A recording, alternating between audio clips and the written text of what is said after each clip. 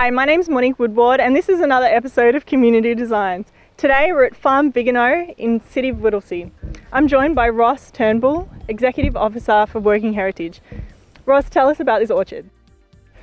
When the committee management took over Farm Vigano, one of the first things they did was a big community exercise where people who are involved in saving the farm, local community representatives, City of Whittlesea, councillors and staff all sponsored a tree and planted this amazing 400 tree orchard. Wow. We've got everything from stone fruit to all sorts of different varieties of figs. There's some unusual heritage fruits that I have no idea what they are. There's these quince in your hand. Quinces. I do know this is a quince, and they're in fruit at the moment as we speak.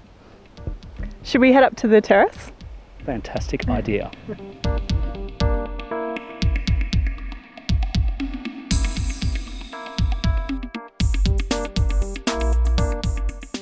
I'm sitting on this fabulous terrace with Colleen Lazenby, Heritage Coordinator for the City of Whittlesea. Colleen, tell us about protecting heritage places in the City of Whittlesea. The City of Whittlesea is passionate about protecting heritage places in our municipality, and we're particularly focused on adaptive reuse where that's possible and making sure that those heritage assets are community assets. So why do we protect heritage places? Heritage places provide the opportunity through our land use planning decisions to make sure that places contribute to urban character, they contribute to a sense of permanence, they help people identify with the place where they live, with its past and how that's important for the present city and the future of our city as well. And I think that people also have a great affection for heritage places, not just the physical fabric of the building, but the social and the community aspects of why we preserve heritage resonate with people. There are also some statistics from work done in 2001 by some researchers in WA that say that 97% of people in Australia think that it's important for children to know about their heritage, and that only 9% of people in Australia think it's not important to protect heritage. I think those are pretty compelling statistics. Colleen, tell me about your heritage strategy. The City of Whittlesea in 2015 adopted a heritage strategy. 16 departments across the municipality have some kind of involvement with heritage, and the heritage strategy coordinates across all of those departments, consolidates the work of all of those departments so that we have a focus on heritage every opportunity we can find. Not only are we looking at what we're doing now, but we're planning for the future in how we will deal with some of the 25 heritage sites that council owns and work with other partners to ensure that they can come to us with their ideas for how heritage sites should be restored, protected, and reused, and find a way for all of us to work together to that end. Tell us more about this project that we're sitting in front of and the partners that were involved. This is one of 3 sites that we're going to look at today, and this one is owned by the state government, and it was in a ruinous state and it was in danger of being demolished. The original building on this site was a small weatherboard cottage, but in the 1930s, Italian immigrants Mario and Maria Vigano acquired the site, and they began working on rebuilding it, and by the 1950s we have the substantial brick building that we've seen now. The City of Whittlesea advocated for the retention of this site, and with the state government and an organization called Mint Inc., which is now called Working Heritage, work began to restore, refurbish, return the grounds to their original beauty, and eventually establish the restaurant that we see today. My understanding is it's quite unusual to have a heritage coordinator within a council. Can you elaborate more on your role? That's right, it is unusual. Of the over 70 councils in Victoria, there are probably only 3 or 4 that have a heritage coordinator. So my role is not to be a land use planner or a heritage events person. I don't look after the civic heritage collection. What I do is I have an overarching view of why heritage is important in our municipality and is important to our community, and it's my role to make sure that all of those departments are talking to each other when we think about how we'll manage heritage places, how we'll celebrate heritage through events and festivals, and how we'll work with partners, because a local government can't manage all of heritage conservation on its own. And so it is about, I guess, relying on partnerships that you make with private people who are invested in heritage and are excited by heritage. So talk a bit more about, was this restaurant always here? When did it sort of come into its own? So at this site, purchased by Italian immigrants Mario and Maria Vigano in the 1930s, what you get is a center for Italian culture in the north, and a focus on food, hospitality, art, entertaining, and embedding that new sense of Italian-ness Yeah. in Melbourne that we know so well now. So talk to us about the future of heritage in the city of Whittlesea. Whittlesea is a growing municipality. Large areas in the northern part of the city are being redeveloped for housing, and that means big tracts of land are being purchased, and on those tracts of land are heritage sites. They're listed in our heritage overlay in the planning scheme. Sometimes we discover heritage sites that we didn't know about, and our role in building the future of the city of Whittlesea is to make sure those heritage sites are retained. Working with developers, we do that. Community members come to us and they say we want to make sure that heritage sites are retained, heritage is celebrated, and so we have a key role as the land use planner in this local area to make sure that happens, so that the city of the future, which is now the rural part of Whittlesea, but is the city of the future, has beautiful heritage places, heritage landscapes, heritage trees as part of the cityscape. Well, our coffee and cake is here. Thank you so much for joining us. It's a pleasure. I'm on the lawn with Ross Turnbull, Executive Officer from Working Heritage. Tell us about your role. Hi Monique. Working Heritage is a committee of management appointed by the state government. We manage 16 properties across Victoria, all of which have some form of heritage significance or other. Ross, why is this place so special? The Farm Vigano is special for its heritage, listed for its Italian-Australian cultural heritage. So it's not so much about the historic fabric, like you have the State Library or the Supreme Court. It's all about the building and the architectural quality. Yeah. This is about the activity of the social history of the site and its connections to the Italian-Australian hospitality, food and restaurant industry as it developed in Melbourne over the later half of the 20th century. And so I can imagine parties on this lawn and down on the tennis court. Yeah, look, we can all imagine that. I think the Vigano family, who were here from the 40s and 50s, it was really their country estate. They brought their guests out and their family out to eat and entertain here in the country, and there was no surrounding suburban development like there is today. You were very much out in the rural hinterland, and they farmed pigs here. It was a real working farm, but I kind of envisaged it as something like, I don't know, the Italian Alps or something. It's probably incorrect, but those allusions to that lifestyle, I think, gives it its unique quality. Yeah. And so, I guess this is part of a suite of similar projects. We have 16 separate properties that we manage across Victoria, all of which have heritage significance. That's why we're appointed to manage them. And in fact, this one's really unique. There's nothing else like Farm Vigano, and each one of our properties actually has its own unique qualities. We're going to have a look at Carome, also in the city of Whittlesea, after this, which was one of the original flour mills on the Plenty River in the mid or early 19th century. We have a former gunpowder magazine over on the Maribyrnong River called Jack's Magazine, which is a very unusual and unique place. The Carlton Courthouse in the city of Melbourne, and the former Royal Mint. So we've got quite a diverse array of historic properties. I think the thing that's worth pointing out, the reason why we get appointed to manage them is that they're all redundant to their original purpose. So we're thinking obviously creating that link to the past history, but also future and ongoing cultural significance as a place with a new use. I'm imagining there's quite a significant amount of players and partnerships involved. There certainly is. A key player for us is always local government, and in this case, and also with our Carome site, City of Whittlesea, provide incredible social infrastructure and connection to community that we just don't have. You know, we're a very small organisation. We actually only have five permanent staff, so we really rely on that.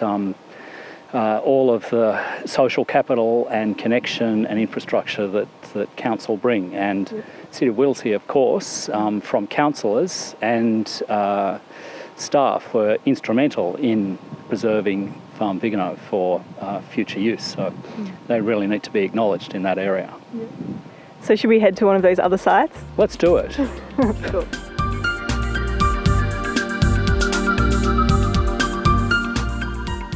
So we made it to Carome. Joining us is Danielle Juicin, Senior Urban Designer at Hanson Partnership. So Ross, tell us about this farm.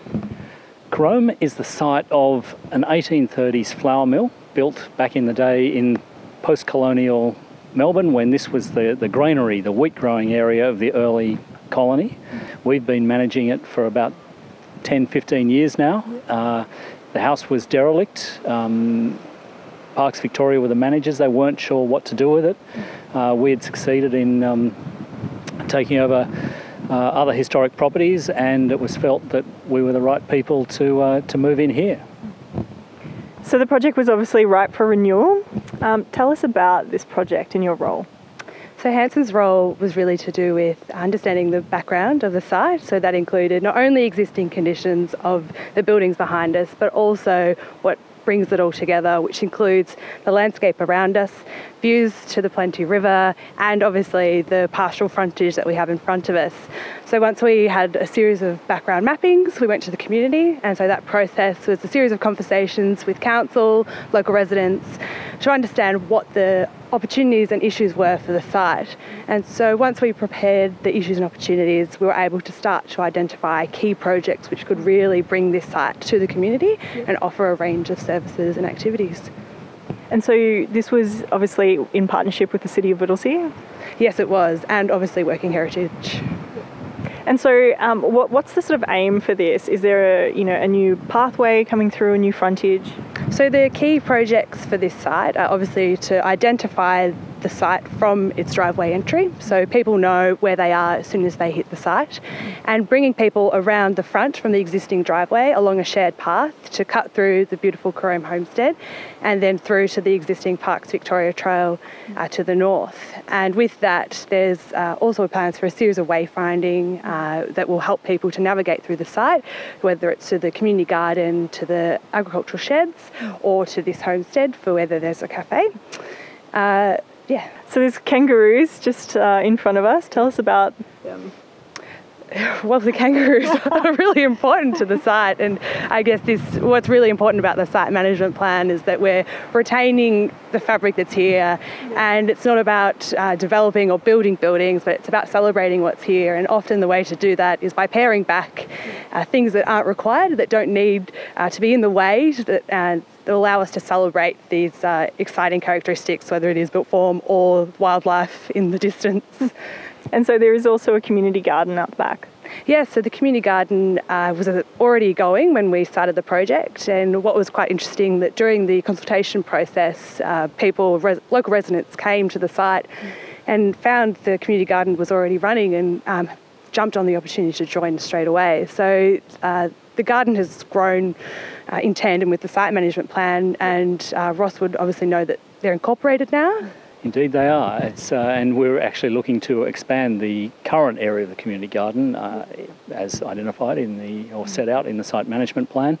And Danielle didn't mention also the other thing that Hanson looked at, and the opportunity that they identified was to actually open up access to the remains of the former mill, which is an archaeological site, but it also affords a fantastic view over the Plenty River and understanding of the valley and the natural landscape, as well as as quite distinct from the surrounding suburban development.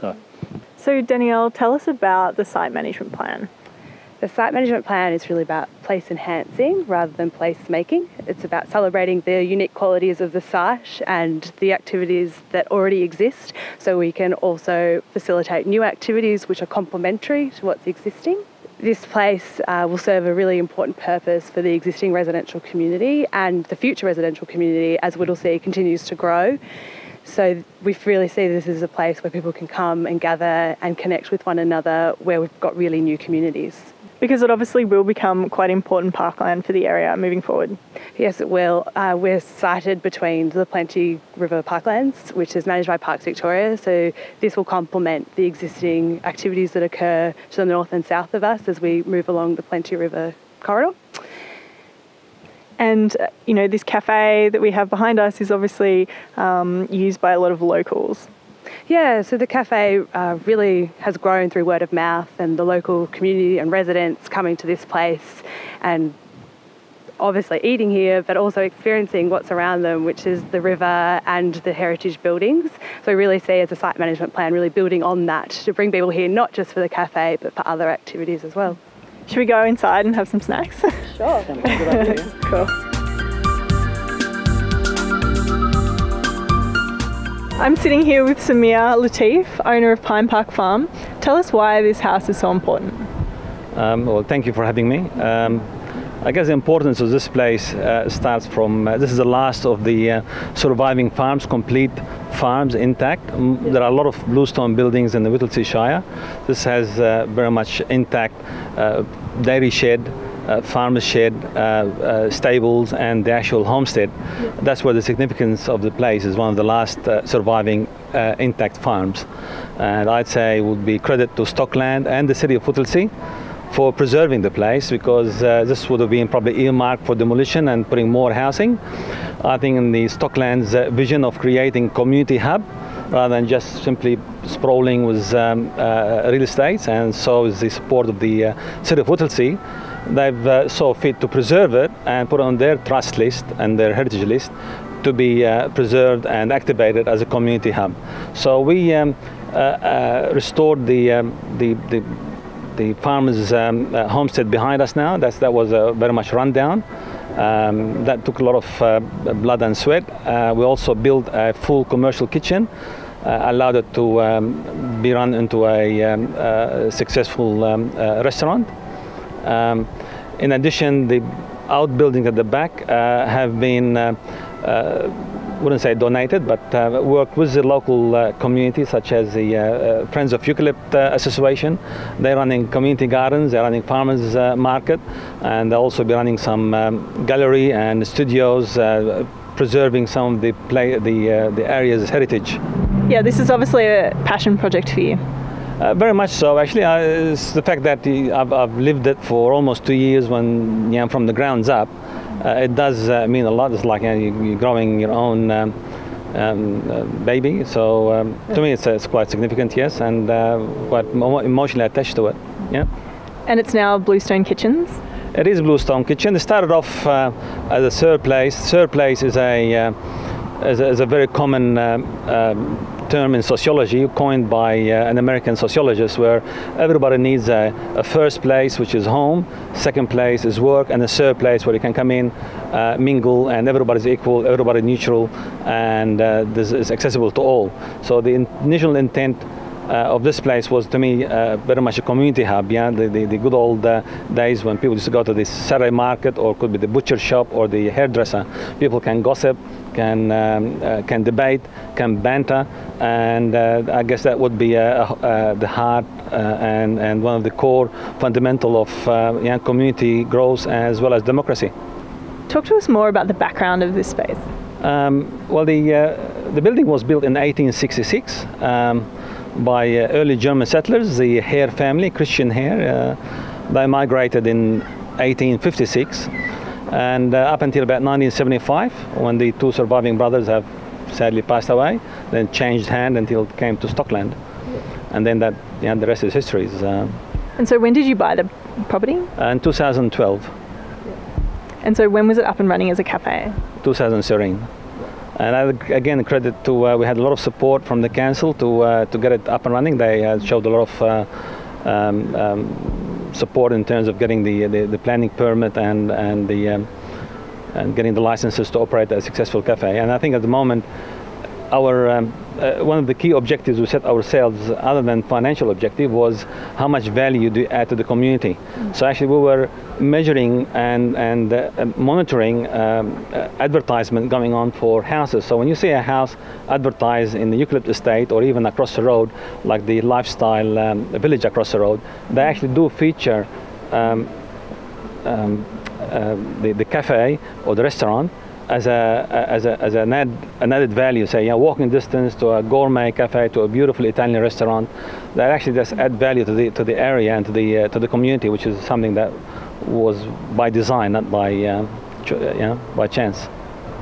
It's an incredible story. Thank you so much for joining us, and thank you for joining us as well at home. Join us next time for another episode of Community Designs.